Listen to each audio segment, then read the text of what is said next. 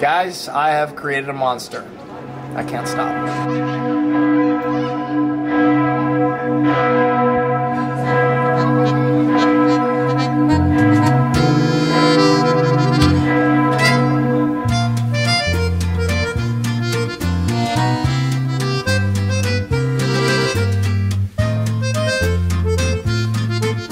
This weekend, I visited France for the first time in my life. Like any good road trip starting out in Germany, we began the adventure with a butter pretzel.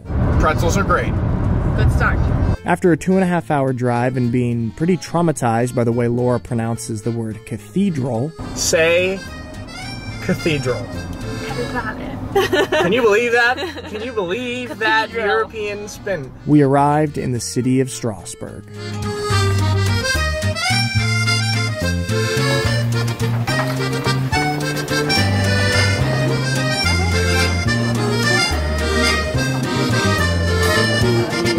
We have just dropped our bags off at the hotel, and this is the view right in front of us.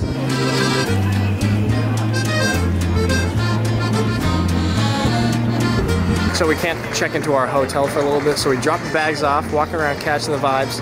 Gonna grab a little glühwein to go. Vibes are top notch, huh? Glühwein to go, pretty touristy, but I like it.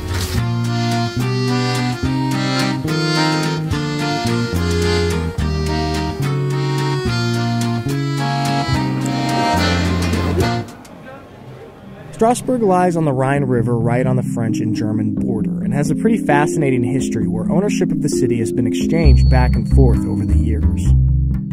It became a part of the German Empire in 1871 and then was returned to France in 1918 after the First World War.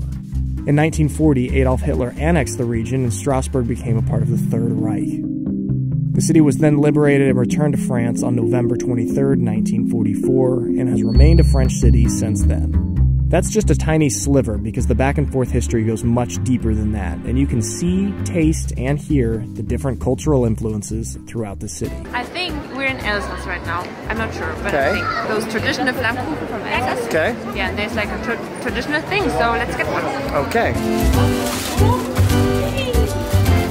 We have these, well, in Germany they're called Flammkuchen. I don't know really what they're called here. Kind of the French version of Flammkuchen. Flambis.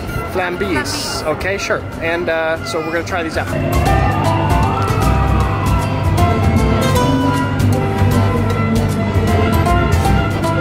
So freaking good.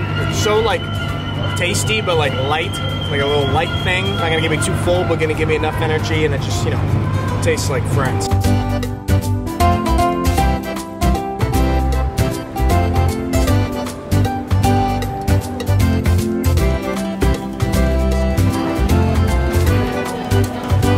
Got a map. Okay, what do we got? What should we do? It's super small. Okay. You're the map guy, so can you explain? Okay, so that's Strasbourg. That's all I got. What is it, 1971? Just Google it. Shut up! Leave me alone with my map. We were able to use Laura's map to find some more food. A cheese plate? Try this and this. It's really good together because this is sweet. Laura's helping me because I don't know how to eat these types of fancy foods. Put some cheese on some bread, doing this real whole France thing. See how this goes. I know.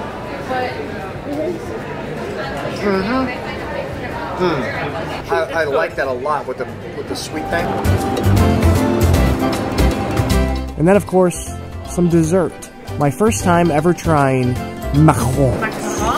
Macaron? I would say macarons in the American way. Do you eat the whole thing in one bite? No. It's like a little cheeseburger. Oh, it smells so good. Oh wow, it does. This is like a brownie.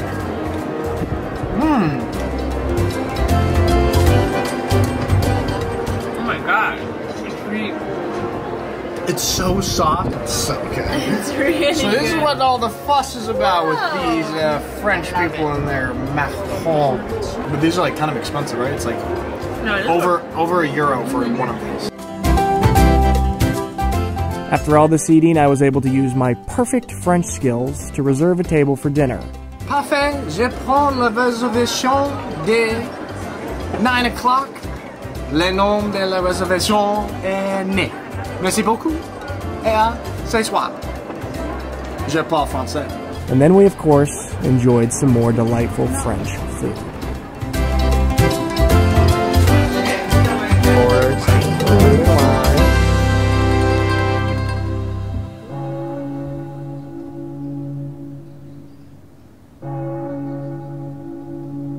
After Germany invaded Poland on September 1st, 1939, the 120,000 inhabitants of Strasbourg were all evacuated. The city was completely empty for 10 months until the arrival of German soldiers in June of 1940.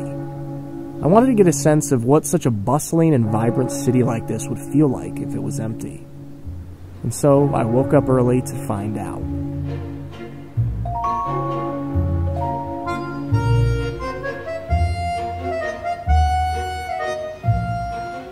I am on the hunt for some coffee.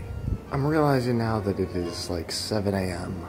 on a Sunday, and this is Europe, and there's probably very low chance of me finding any open coffee shops.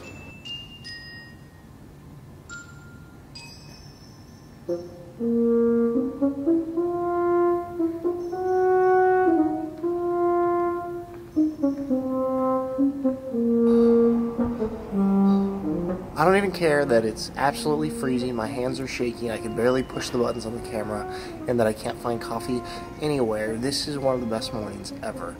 Walking around this magical city, absolutely empty, having it all to myself.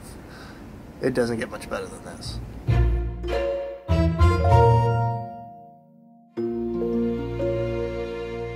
Alright guys, coffee has been secured. As you can see, it's kind of light out, so it took a long time. What kann ich mit Kette zahlen? Okay. Nein. Ah. Ja, das ist, ja. Ich komme zu? Ja, ja. Okay. It is fascinating here. Like, you go into a shop, people start off with French. If you see you don't speak French, then they try and go to German. And then lastly is English.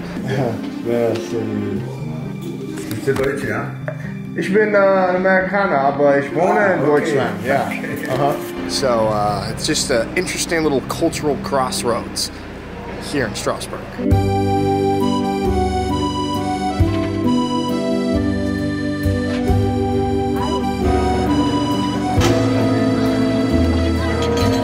Alright guys, the city's waking up a little bit. Sun is rising, people are coming out and about. But it was nice to have her to myself for a long time this morning. By the way, guys, I just wanted to announce that we're going to be ending the charity campaign for the Aki Kinder Hospice. Thank you guys so much to everyone who donated to that. We raised over 6,000 euros for that. So like I said, we're going to end it this week. So if you would still like to donate, this is your kind of last chance this week. And then Gary and I are going to go deliver the money to the organization in the next couple of weeks here. So I just wanted to give you guys that heads up. Thanks again so much to everyone who has contributed to that.